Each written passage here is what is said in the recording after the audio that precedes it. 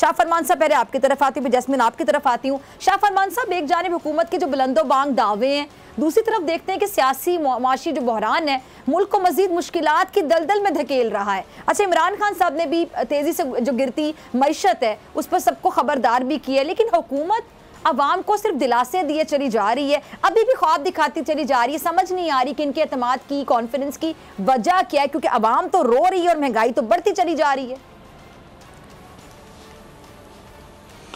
देखिए जी, मुल्क को इकनॉमिक इंडिपेंडेंस के लिए या ये सारा जो इकनॉमिक क्राइसिस है इससे निकलने के लिए एक तो पॉइंट ये है कि जब तक पॉलिटिकल स्टेबिलिटी नहीं होगी ये मसला हल नहीं होगा। और ये नून के मेंबरान मुफ्त इस्माइल ख़ुद ये कह चुके हैं कि उनके इकनॉमिक पॉलिसी में मसला नहीं है, पॉलिटिकल स्टेबिलिटी चाहिए। अब चाहिए क्या? Number 1 good governance.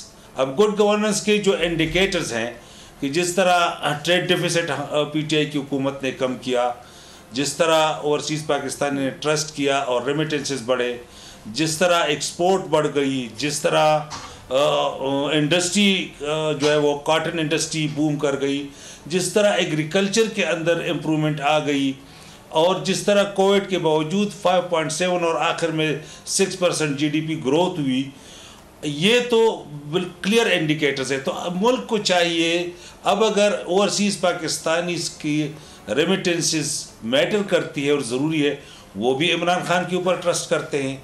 Good governance भी साबित कर दिया है इमरान खान ने।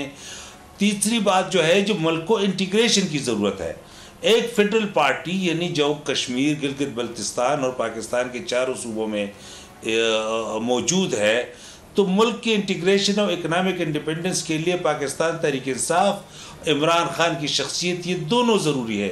अब इनकी उम्मीद क्या है?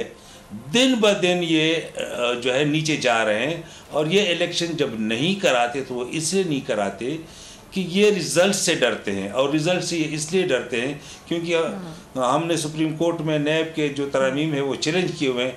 तो ज़ाहिर है अगर कानून आप लेफ़्ट की तरफ चेंज करें तो राइट की तरफ भी हो सकता है।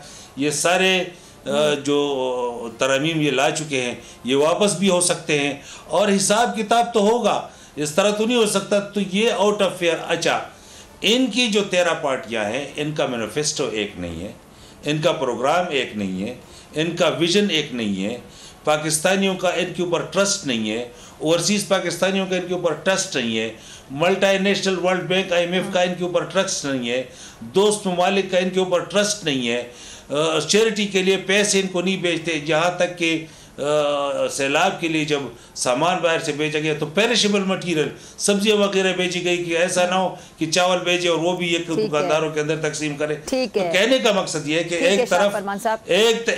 एक तरफ एक बंदा है जिसके ऊपर लोग ट्रस्ट करते हैं, और सबसे पॉपुलर पार्टी है, और वो ये साबित कर चुके हैं अपने आप को। दूसरी तरफ 32 और यही वजह है कि ये डिले चाह रहे हैं, इंतखाबात का रिस्क नहीं लेना चाह रहे। अगर आपको ये वीडियो पसंद आई तो सब्सक्राइब करें और बेल आइकन पर क्लिक करें।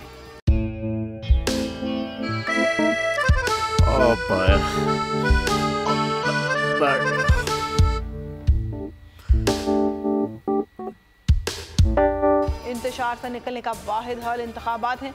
हकीकी आज़ादी मार्च आज रवा। हाँ, आयत के मुताबिक अगर आप उसको ये रिपोर्ट दे दें तो मैं आपको 3-4 सीटें दे दूंगा। मौलाना हाँ साहब, वो जो रिमोट हमें दे दे, और वो जो नीली पीली चैनल है वो लगाए।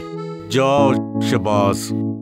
हम ऐसा टीवी देखते ही नहीं जिसका रिमोट हमारे हाथ में ना हो।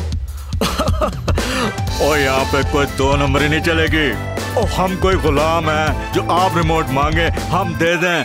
Absolutely not। यहाँ पे सिर्फ पाकिस्तान का नंबर 1 चैनल चलेगा, बोल, जो हकीकी सहाफत की जंग लड़ रहा है। पाकिस्तान के लिए कोई और नहीं, सिर्फ बोल खड़ा है। आप सब भी बोल देखें।